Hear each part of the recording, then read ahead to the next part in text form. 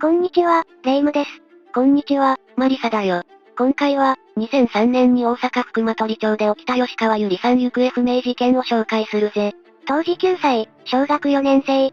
学校から帰る途中に突然姿が見えなくなった、未解決の出来事ね。5月20日、社会科見学を終えて学校を出たのが午後2時半。友達3人と歩き、午後2時57分、七山の信号で別れた。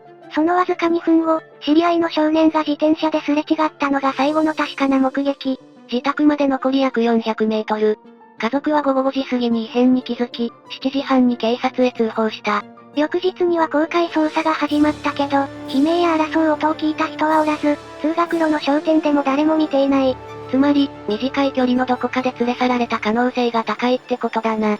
そして事件から10年後、2013年に注目の目撃情報が寄せられた。ゆりさんの自宅から南西およそ300メートル。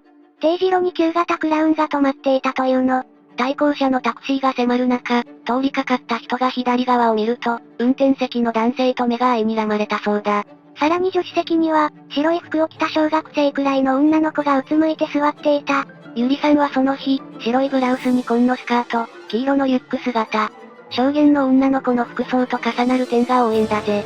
車は角張った形の旧型クラウン、1983から90年製とみられ、警察は当時約2300台を対象に所有者の確認を進めた。この証言は他の白い車目撃情報とも一致し、信憑性が高いと判断されたんだ。同級生が見た最終地点から商店までのわずかな区間。その途中に車が止まっていた。そこが鍵を握っている可能性があるわね。20年以上経った今も未解決。小さな情報でも、解決への力になるかもしれない。心当たりがある人はぜひ警察に連絡を。私たちも、この出来事を忘れずにいたいわ。